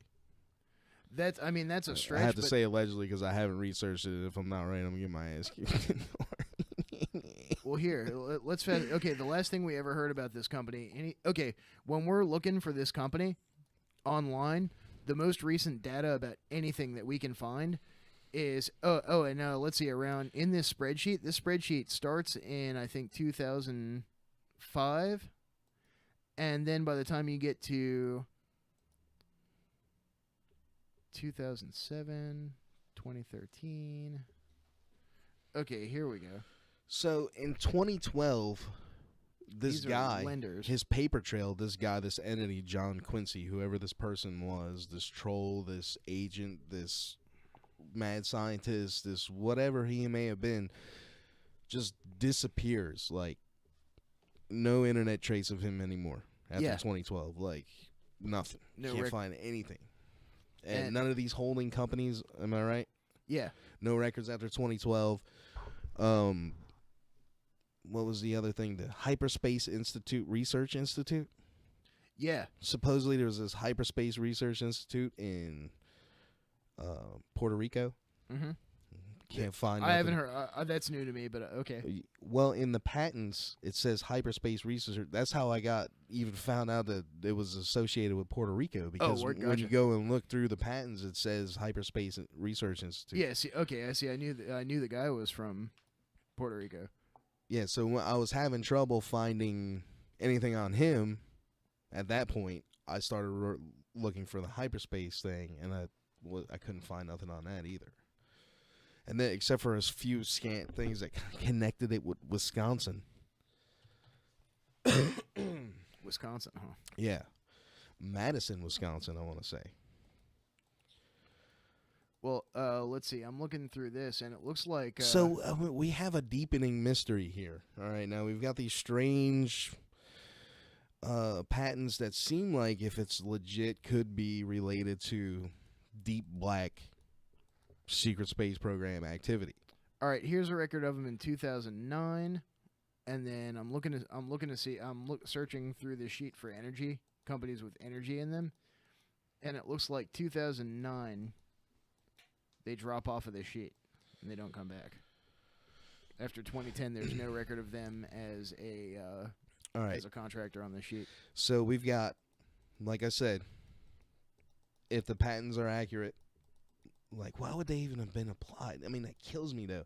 And then we go back to this deposit of money from the government, right, with all the shell companies with the same exact amount of money, with the same exact amount of no info on the transaction, no insurance, nothing. And then the guy disappears, and everything disappears and goes away. I don't know about Wisconsin, but there's a Cortera business directory, Cortera.com, that lists an Energy Conversion Holding Systems, LLC, in 1 Indiana Square, Indianapolis, Indiana. And that's Energy Conversion Systems Holdings? Yeah. Yeah, see, now, what I was looking at was an institute.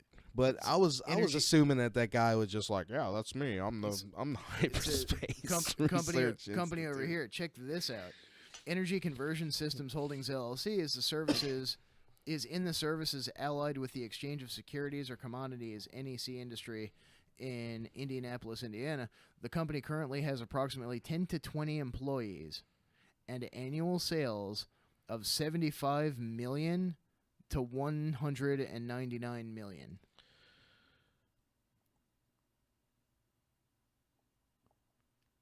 Whose dick are these guys jerking? Oh, Holy my shit, God, dude. Snacks.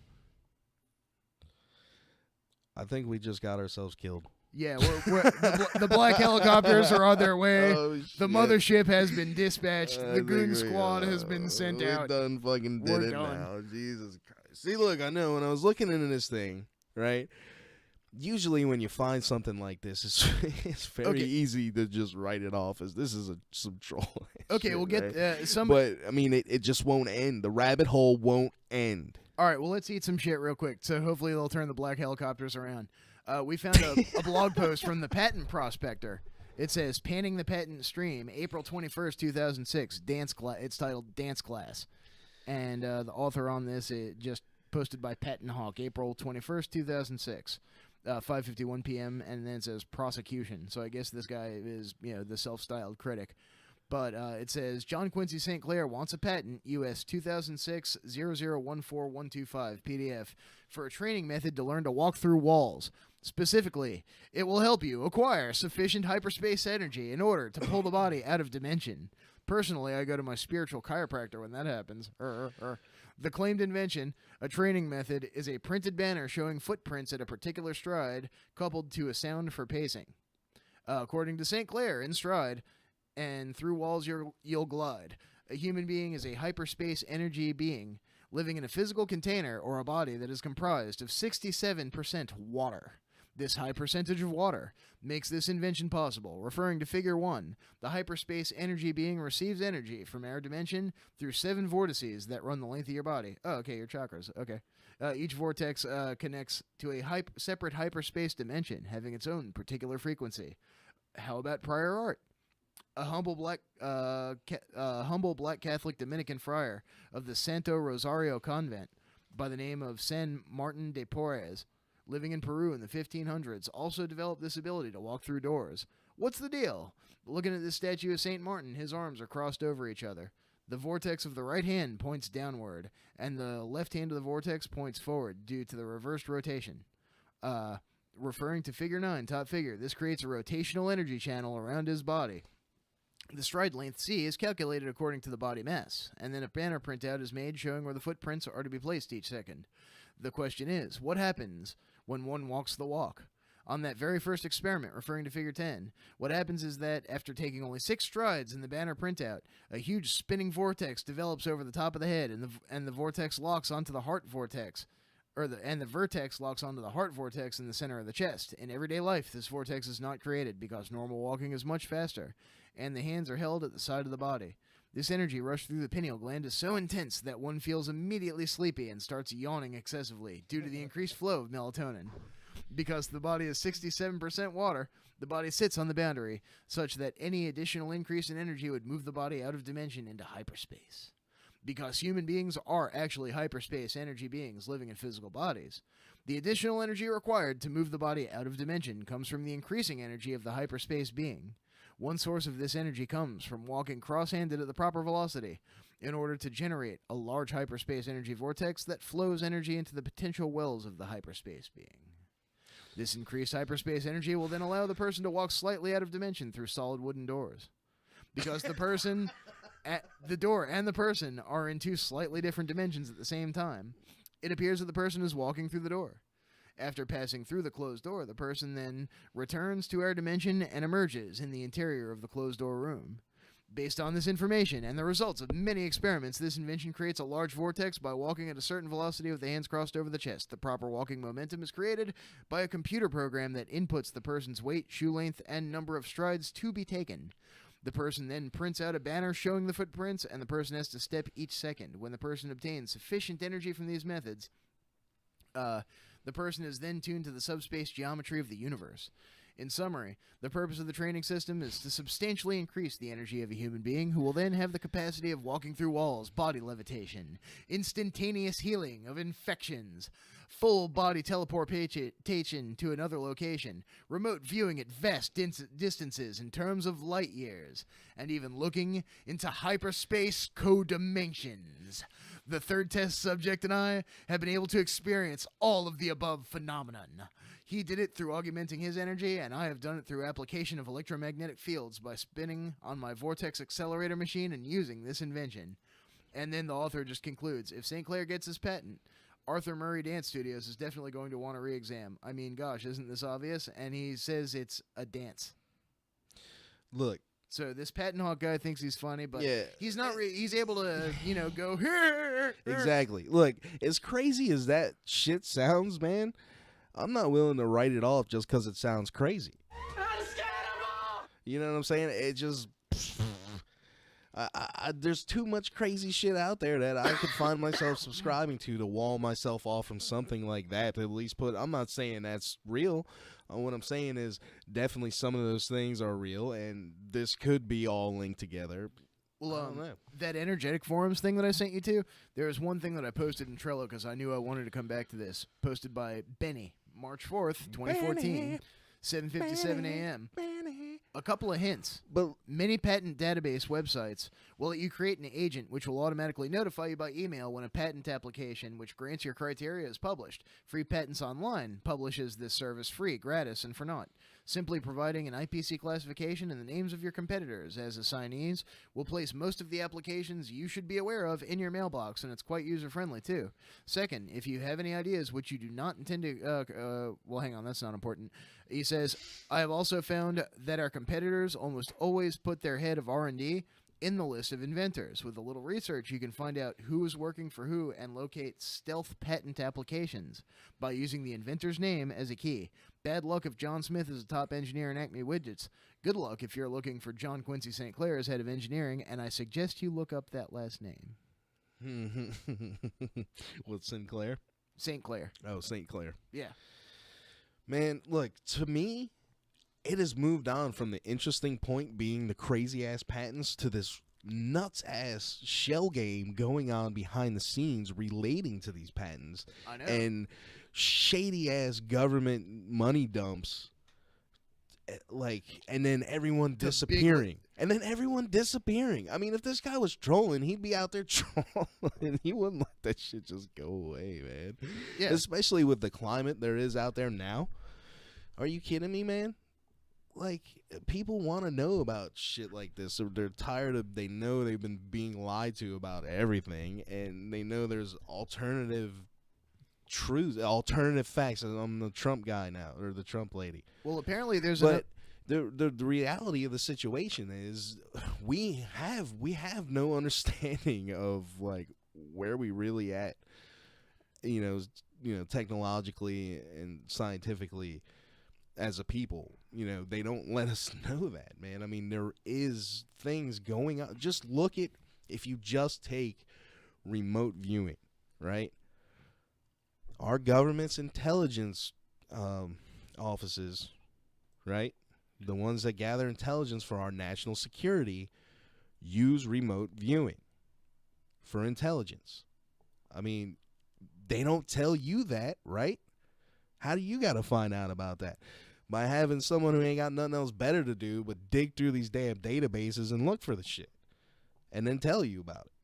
Well, anybody listening to our show is probably very familiar with Coast to Coast. Coast to Coast AM, Art Bell, George Norrie, those guys.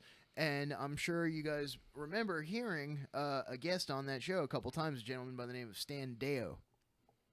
And apparently this guy, Stan Deo, also has a very similar plan for an anti-gravity toroidal coil. In fact, I'm going to go ahead and post that article on our page at Reality Brief so you guys can take a sneak peek at it yourselves. Hop on over to Reality Brief on the Facebook thing. Yep, and then if you haven't already, go ahead and Reality-Brief. Give it a like. You know what I mean? You can click, click, click. Oh, no, wait. It's just Facebook.com/realitybrief. There's no dash. It. Disregard the dash. Do not carve the dash into your arms. Dash, dot, do not spray paint it on the side of a bus. Dash, dot. So, what's this article now? This article from Stan Deo, stream of consciousness, spin and anti-gravity effects in toroidal coils. And he basically is talking about an inductor core with square section. It's hollow. Coils were coaxial and only one turn deep. First coil was wound in an X pattern. So here's a good question. Now we're seeing these similar inventors. This is another Phantom guy. Yeah. Probably. Well, no, Stan Deo's not a Phantom, actually. Okay. I think I've heard him on Coast to Coast. No. Okay, so I'm pretty sure I have, actually. All right. Now I'm wondering though if like these people that are putting these patents in like this Quincy guy and like some of these other people are all like actually just compartments of the larger overall program, and they're trying to piece the shit together and put a patent on it so they can make some money. Maybe it's insurance to keep them like from maybe being geeked. maybe Quincy was tasked to work on component B, and this other guy was tasked to work on component A, and maybe they talk to each other and they both put out patents like that, trying to supersede, and then maybe that's why they end up disappearing. Makes sense to me, man. I don't know, man. I'm purely speculating here, but I mean, this is what we got to work with, man. This shit is crazy. Well, yeah, and it keeps getting deeper, and I'm sure we're gonna have to end up doing another damn show on this. Oh man, I hope so. I hope there's way more to bring to the show. I mean, look, I swear, when it comes down to it, we have to see. We have to know. Like I said, even if it's nothing, I still gotta know that it was nothing. You know what I mean? Usually, when you come across this kind of stuff, it just goes away real quick because it's easy to be like, "That's some bullshit," but this is some craziness, guys. Now, once again, John Quincy St. Clair. That's where you can get the patents at if you search it in the Google patent. And you look at some of the things, trace back some of the companies like we've been doing tonight. You guys check it out yourselves. I mean, see what you can come up with. Okay, check this out. This is a forum post dated March 25th, 2015. And the poster's name is just Good Luck. And he says, "My time is up now, so close. But no more time to solve this complex problem. The secret was in developing the magnetic field model and accelerating photons through this model until properly positioned, static in time, opposing phase relationship, and likewise to define a new coordinate system based on rotational kinetic energy in various positions where a probe can be positioned. The smaller probe is nothing more than an electromagnetic field with specific frequency and rotational kinetic energy. It exists It only exists in our solar system where it is generated. The hole in space is the projection or captured space. Remember, each solar system is phase locked through rotational kinetic energy, using specific magnetic field strengths capable of bending or distorting light waves. Light must not enter the unified energy field of this vessel. Then thereafter, another component or drive extending from this phase lock for the purpose of accelerating light photons and rotational kinetic energy to the vortex or inner formation of new plane between both solar systems. The singularity is where most drives oppose each other and create this new formed plane between two half spheres, electromagnetic oppositions. The half spheres form the emphasis screens for which light images can be projected or more so captured. Light must not enter this unified energy field, vessel as whole, where light is being projected inside, then accelerated to the inner plane and back onto within the half sphere. In the beginning. What the fuck? Where did you find this, man? It's shitpost.com. I'm posting this on the Reality Brief page, so everybody can see this. Cause this is just shit you have to see for yourself. Like, this is what the internet brings to us. Oh, internet, we love you. So we love you so. Here, what's it? In fact, I'm gonna post that energetic forums thing too, because. Yeah, that's some good. That's the hydrogen fuel cell I was telling you guys about earlier. Which, I mean, we know DARPA's been sitting on those for like 40, 50 years. The patent that I looked at years ago when I was messing with it was from the 60s. So, there you go. There's that. I mean, if they had mastered anti-gravity by the 60s, hydrogen on demand, what are you kidding me? You know what I mean? Like, now they could just pull it out of subspace and turn it into hydrogen. Incredible, man. Even if we don't have that technology, the basis is there. I don't know how long it would take if we don't have it, but it's coming. Well, it seems like there are some very high-tech patents, and you know what? We found another page, too. I stumbled across this, science.net84.net/patents. And here's another wacky thing that we're going to post on the page, too, just so we can share all of this wackiness with you, with all of you people, so you can see the wonders that the internet has brought to us. Oh. Well, damn, I reckon. Dan's a robot. He got hit for spamming. No. It says, it looks like a link that you're sharing might be unsafe. What? If you can, please remove this link, net84.net. What? Which one was that? The net84.net. Okay, so Facebook does not want me to post this for you guys. What is it? Refresh me. This Net84 thing, engineering and alternative science patents. This page contains some alternative science or unconventional technology patent titles and patent numbers from various inventors. Many of these patents may be related to or were perhaps free energy and anti-gravity researches. Some of these were perhaps unproven technologies. These patent documents can be seen by just copying and pasting one of the patent numbers below at the appropriate patent office online page, link shown below. So I'm seeing things in here. All right, so I'm gonna get my hacker boy Phantom Spy on that and have him look at the source code on that and see if there's anything safe in there. Yeah. And then if it isn't unsafe in there, then we're going to go ahead and we're going to blast the shit out of Facebook with that everywhere possible, in every comment everywhere possible, and get it out there. Yeah. Because that's fucking crazy. All right. Well, it doesn't want me posting this link. So what I'm going to do is I'm going to come in and I'm going to post the URL for this, and I'm going to separate everything with spaces so it doesn't think I'm trying to post a link. See, we're smarter than you, algorithm. Yeah, suck it, Facebook. You're not going to suppress our technology. They're going to be like, nope, and then you're going to have to put some little star tags in there or something. Yeah, blow me, Zuckerberg. Yeah, nope. They scooped it. They really do not want you to know about those free energy patents, guys. I wonder why that is. All right, could it be Facebook has got something to do with the whole global conspiracy? You think that's possible? No, right? No, not fit. No, right? That kid, he was a kid, right? He made it, right? He's rich now? No.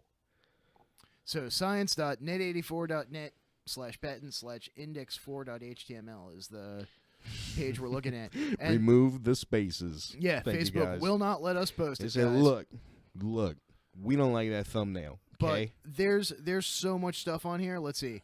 Power engine using internal force by denying law of action and reaction regarded as one of Newton's dynamics, and flying object using superfluid force and anti-gravity. Boom. Production of solid, Boom. etc., containing anti-gravity oil, having repulsive power together with Sol, GWL, and metal. Resonant motor system. Permanent magnet motor system having magnetic permeable material for enhanced flux distribution. With the capacitor. So, let's see. Apparatus for transmitting electrical energy. Tesla coil and resonant circuit for transmitting energy. Electrical battery. Apparatus for high-frequency currents. Direct current machine commutation arrangement for electrical machine with superconducting armature coils. Homopolar dynamo-electric machine. Sorry, it said homopolar. It's funny. It's right, homo. Yeah, we're children here. Sorry, guys. Reciprocating magnet motor. Let's see. Magnetic piston motor. Energy converter. Piezoelectric Helmholtz resonator for energy converter. And there's a lot of inventors on this shit too, man. Liquid fuel gasifier. Dual fuel system for automobiles. That was just... I'm sorry. I know it makes perfect sense, but... It just made me laugh, man. Liquid fuel gasifier. Hybrid flywheel compressed fluid propulsion system for non-stationary applications. I need some sleep. Wigand effect energy generator. Electrolytic cells. Oh, here we go. Here's all the anti-gravity shit. Magnetic propulsion device. Magnetic conveyor. Propelling device. Electrokinetic generator. Electrical thrust producing device, variable oscillator system, gyroscopic inertial space device. All right, look, there's a ton of shit. We already know there's a ton of shit. Okay, so this, like man. everything the Nazis used to build the Bell is listed on this page. That's why Facebook doesn't want us sharing it, okay? Quasi-Corona aerodynamic vehicle. You remember us talking about in the first couple of shows we did, the German aero clubs? Yeah, here you go. Yep. I'm not a Nazi. Don't punch me. Dude, you're the one. We need to start building some of this shit. Oh, my God. Don't look at me, man. I ain't got no money. You kidding? I work here. Okay, we're going to start a Kickstarter to build a spaceship. Yeah, we're going to broadcast from Mars, guys. Yep. We're going to report on the secret space program from inside Mars. It's gonna be great. Justin, you think we'll be able to pick up the stream from there? Awesome. It'll just be somebody standing behind the camera shaking him. Oh yeah. Oh, we joke, we kid around here, guys. Come on.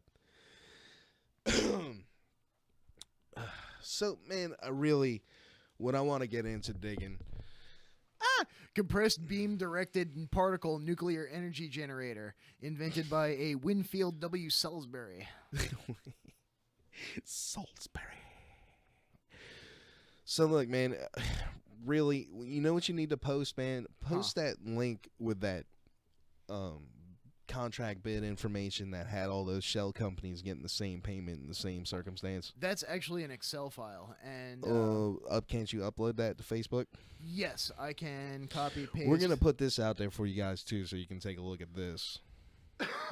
And I mean, if they didn't want this getting out into the public, then they should have. The other thing about it too is, if anybody better. has any kind of know-how about that, like to check on, like maybe there's some way to verify that, like this hasn't been, added to or fucked with since XYB. Can you put the link to the file to go along with it too, so we can get some source information? Yep, and it is shared. It is a link to Mercatus. We command thee, Reddit, do thine research for ein. No, but seriously, we're going to put it out there. If you guys want to take a look too, we're going to find something. That's for sure. Whether we end up dead, maybe that's why you need to look too. Yep. Because if we all look, then well, what? I'm just saying, after they come and get us, which would you rather serve on, the Aaron Burr or the Hillenketter? I don't think we're going to be serving on nothing except for maybe a spirit cooking dinner. Yeah, the we're going to be served for spirit cooking. The shit barge for Sirius Station. Yeah, they're probably going to put us on. So we on got serious ship a barge comment. duty. We got a comment in YouTube chat from earlier. We missed this. The best way for Quit drinking a lack of a better term, simulation for a lunar base would be to build the base in Antarctica. It's cold, desolate. I guess he meant desolate wasteland with exposure to the extreme cold that is the surface of the moon. So, Well, I mean, yeah, the surface of obviously, the moon's a but- vacuum. There's no atmosphere, but I mean, if you listen to us, there's bases in Antarctica already. You know, like with aliens and shit. yeah. Well, So, I mean, aliens or Nazis or whatever, alien Nazis. alien or, Nazis, spaceships, whatever. So, I mean, yeah, that would make sense. Definitely, I'm sure they would have had the regular surface government definitely considered that, and I'm sure there was research grants given to different universities. Yeah, I mean, if I'm you sure think- to go if out you there think and do that kind of stuff. Then you 3.6 got high million jump. isn't really a whole hell of a lot of money. No, but the thing about the 3.6 million is that shell game that we discovered there, where it was all those shell companies allegedly, 3.6 million, same payment, same circumstances, same time. Mm-hmm. Like, you know, so it doesn't look like a lump sum of 150 million or whatever it may be. Like, you know, obviously we haven't done the homework yet because we just stumbled onto that live. Yeah. But you know, honestly, that's why I love. I mean, it's love not doing Discovery on the 3.6 air. million. It's 3.6 million times whatever 15, 20 companies that was. Yeah. So I mean, you're talking about a substantial chunk of money there. It makes me wonder if they were all working on the same project. I mean, you know, but think about it like this: it's one entity with many faces. So it's not like a bunch of different companies with different people working there. You know what I mean? Mm-hmm. They're just fake, empty, on paper companies that get the money. Well, yeah, and I wonder how many of those, if we tried to chase them down, what would we come That's what across? we're going to have to do. And we're asking your guys' help. Yep. So, you know, we're going to do our due diligence. You do your due diligence too. Not me, because that's how it's got to be. Because you can't just take my word for it. Yeah. Because that would be retarded. And really, I mean, what do we know? To us, all of this is secondhand information. I mean, you know, I know there's a couple of people out there, like one friend of mine in particular, who's got a big interest in the space program, and he's occasionally told that he doesn't know something by Asians, but he would probably be very interested in this. Yeah, bet he would. So that guy with that funny name. Yeah. Well, we are coming to the end of the show Already? once again, But guys. we've barely just scratched the surface of this mind-numbing rabbit hole of madness that is the internet. So next week, possibly we're gonna have some more on this shell company game.